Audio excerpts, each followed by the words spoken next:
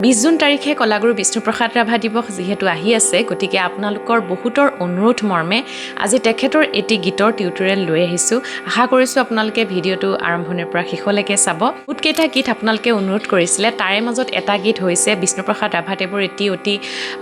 অপ্ৰচলিত গীত বুলি ক'ব পাৰোঁ যিটো গীত বহুতে হয়তো শুনা নাই বেজাৰৰ সকulu বুলি যিটো গীত আছে যিটো গীতত কণ্ঠদান কৰিছিলে দুৰ্গাময়ী বৰুৱা বাইদেৱে আৰু মিউজিক কৰিছিলে ৰমেন চৌধুৰীয়ে গতিকে আহক শুনা শিকো কলাগুৰু বিষ্ণুপ্ৰসাদ ৰাভাদেৱৰ এই গীতটি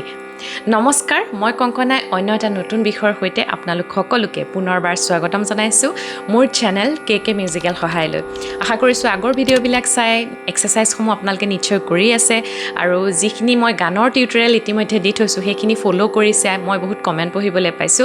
কিছুমান ক্ষেত্ৰত স্বৰলিপিবোৰ কেতিয়াবা দিবলৈ দিগদাৰ হয় গতিকে স্বৰলিপিবোৰ কেতিয়াবা কৰবাত মই দিবলৈ চেষ্টা কৰিম অকনমানকে কিন্তু গোটেই গীতৰ স্বৰলিপিবোৰ কৰিবলৈ দিগদাৰ হয় কাৰণ বিষ্ণু ৰাভা দেৱৰ গীতেই হওক বা জ্যোতিপ্ৰসাদৰ গীতেই হওক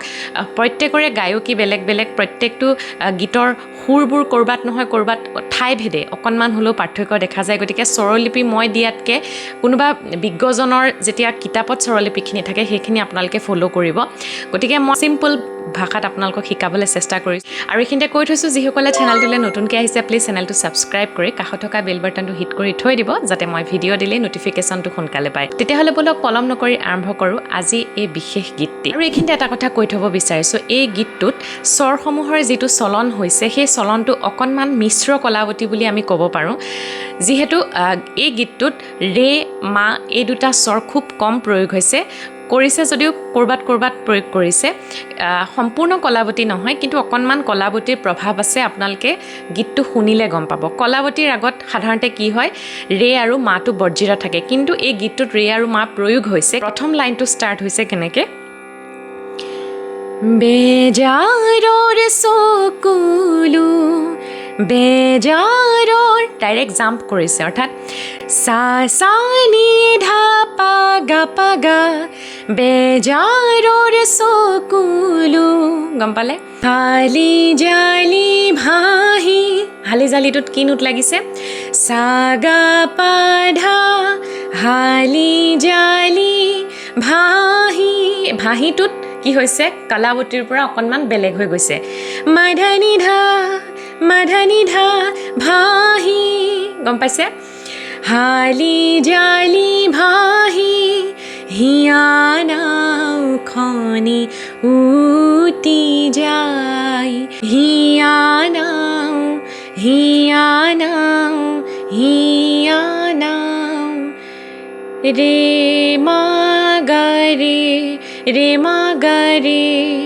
ৰে মা গা ৰে হিয়ানাও খনি নিধানি হিয়ানাও খনি উটি যায় সারে গা মা গরে গা সা উটি যায় সারে গা মা গরে গা সা বুজি পালে হেতুকে কৈছে মানে ৰেটো লাগিছে যিহেতু কলাৱতীত ৰে নাই কিন্তু অকনমান কিবা এটা ফ্লেভাৰ আছে আপোনালোকে গানটো শুনিলে গম পাব সা গা পা ধা নি ধা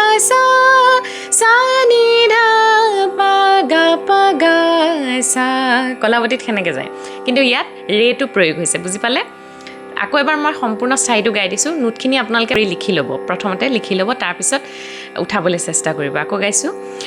বেজাৰৰ সকulu হালি জালি ভাহি হিয়ানাও খনি উটি যায় বেজাৰৰ সকulu হালি জালি ভাহি হিয়ানাও খনি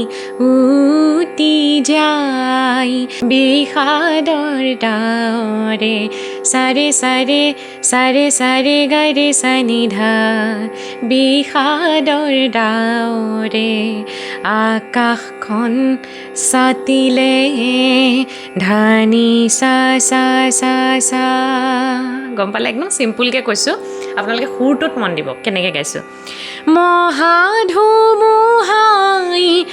গৰকি যায় মহা মাধা নিধা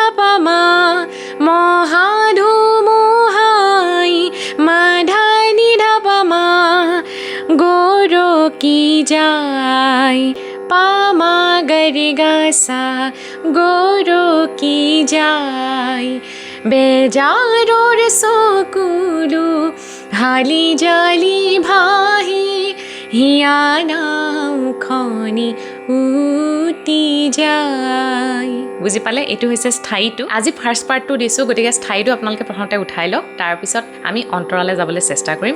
আৰু ভিডিঅ'টো চাই কেনেকুৱা লাগিলে প্লিজ ভিডিঅ'টোত কমেণ্ট কৰিব আৰু ভিডিঅ'টো ভাল লাগিলে লাইক কৰিব যিমান পাৰি সিমান আপোনালোকৰ প্ৰিয় বন্ধু বান্ধৱীসকলৰ লগত ভিডিঅ'টো শ্বেয়াৰ কৰিবলৈ নাপাহৰিব এই গীতটোৰ অন্তৰাটোৰ সৈতে অহা শুক্ৰবাৰে পুনৰ লগ পোৱাৰ প্ৰতিশ্ৰুতিৰে আজিলৈ ধন্যবাদ